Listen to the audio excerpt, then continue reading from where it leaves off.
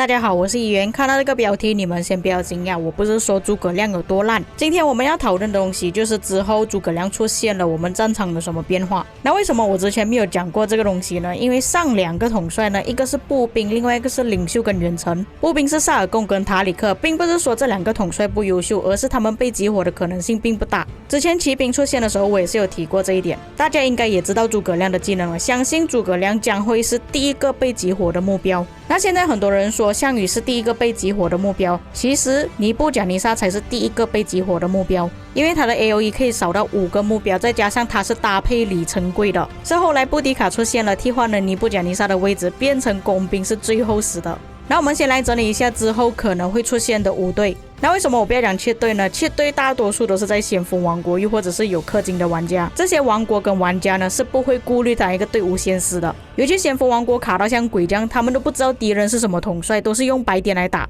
加上他们配合度很高，很多统帅都是一起练的，所以不会有优先激活的问题，除非对方是用同步器啦。像我之前就有说过，为什么我的骑兵搭配这么奇怪，就是我担心我的队伍会被优先激活，会有这种顾虑，都是平民或者是等级比较低的王国才会去想到这些事情。尤其你的王国等级越低，出去打仗的人越少，越容易被激活。所以我们来讨论一下平民玩家通常会出现的5个队伍。先从骑兵开始吧，司机、贞德、项羽、威廉，这个肯定有的，所以骑兵就已经占了2队。步兵我个人的搭配是用关羽搭配萨尔贡，大 CP 搭配塔里克。目前我用下来这2个步兵的搭配是比较好用的，不过我个人其实比较喜欢用大 CP 搭配图拉真啊，这里就看玩家是怎样选择了。再来一队通常都是选择工兵，有些玩家已经投资在司机贞德，就变成他们没有这么多的金头去培养布迪卡，所以现在还是有一些玩家是用着尼布搭配里程柜。当然还有布迪卡搭配里程柜，不过等之后诸葛亮出现呢，就是布迪卡搭配诸葛亮了。那有观众就会问了，布迪卡跟诸葛亮到底谁应该要做主将？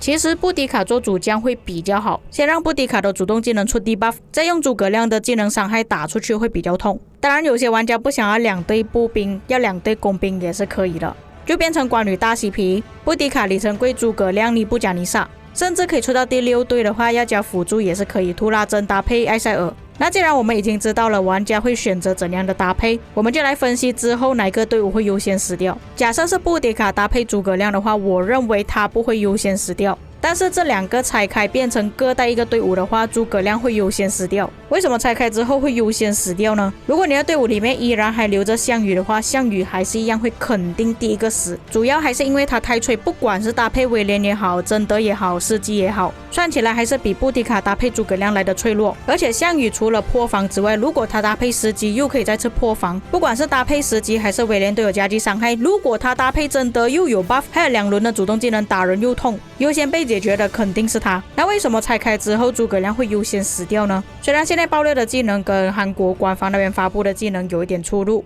，1093那边爆料是周围的5个目标，但是韩国那边是写圆形范围。不过至少我们是已经知道了它是5个目标，它的主动技能配合上第3技能，几乎可以算是永动机了。它的 CD 时间比较短，刚好可以配合上。对这目标消耗武侯效果之后，那个目标周围的2个队友也会受伤，等于他的威胁性是大于项羽的。并且诸葛亮做主将的话，一般副将会搭配谁？目前是有几个人选：尼布甲尼撒、阿尔特米、亨利。那前面我有讲过了，这个针对平民玩家会比较多，他们比较怕会被拉仇恨。所以一般来说，大部分玩家不会有亨利，并且是觉醒的，用排除法把亨利拿掉。那我是敌人的话，我的观点就是你诸葛亮搭配尼布甲尼撒，它的范围是半圆形，还会减少我的怒气。就算不是搭配尼布，搭配阿尔特米，还有沉默效果，攻击到的部队是比项羽的3个目标还来的更多。项羽打3个目标，真的也是打3个目标，威廉的 AOE 还要看运气，所以我才会觉得诸葛亮之后会变成激活优先目标，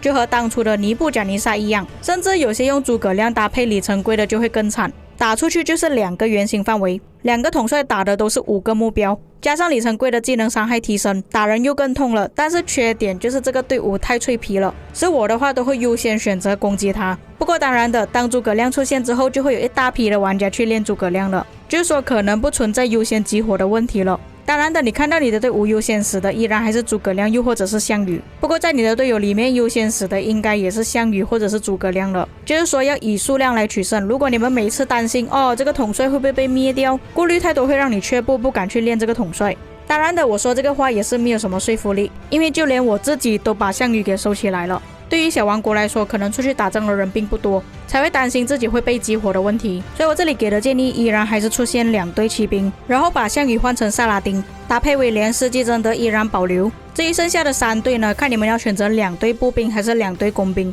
1队步兵就依然用这关羽搭配大西皮，拆开2队就是项羽搭配萨尔贡，大西皮带图拉真，或者其他的步兵也是可以。工兵只带1队就是布迪卡搭配诸葛亮。当然目前还不知道他们的技能会被撞车，会撞车的话可能就要分开了。依然保留布迪卡搭配李成桂，诸葛亮搭配尼布甲尼撒，只是你们要做好心理准备，诸葛亮可能会优先死掉。又或者你们可以选择2队骑兵、1队工兵、1队步兵、1队辅助，辅助队伍带 T4就可以了。这个队伍搭配也不会显得太差，表现出来的结果还不错，自己的队伍优先被激活的可能性会降低一点。现在问题回到诸葛亮跟李成桂上面，比较多玩家担心诸葛亮出现之后，李成桂会被替换掉。替换是肯定被替换的，诸葛亮就是李成桂的加强版。不过也要看你的队伍是怎样搭配。假设说你是分成2队工兵的话，其实李成桂不会被替换掉。相反的，你只是保留1队工兵的话，那肯定是布迪卡搭配诸葛亮。李成桂就这样子下岗了吗？我有讲过，李成桂是什么统帅都可以搭配的。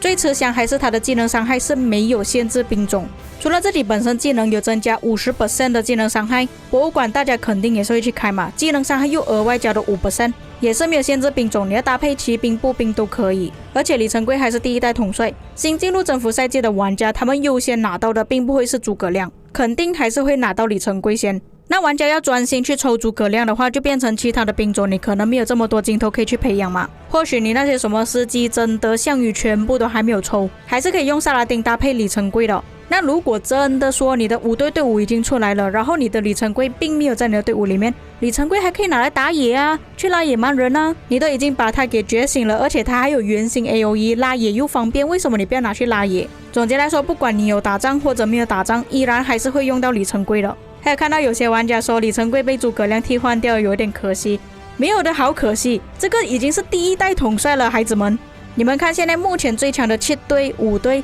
有没有其他第1代的统帅在里面？就只有李成桂，他妈的李成桂1个人在里面而已。这个游戏已经出快5年了，李成桂依然还在，就算他现在已经被替换下来，他的性价比已经很高了。各位，最老的玩家只是花了1次钱用了4年，你们还要求什么呢？难道是真的想要看李成桂用到官服为止吗？以上就是我个人给一些平民玩家的搭配建议，因为还没有搭配诸葛亮的关系，所以工兵的搭配有所保留。不过诸葛亮会优先被激活，这个是肯定跑不掉了。至于各位有什么看法，又或者你们有什么其他的搭配，可以在评论区给我知道。以上就是本期内容，我们下期再见。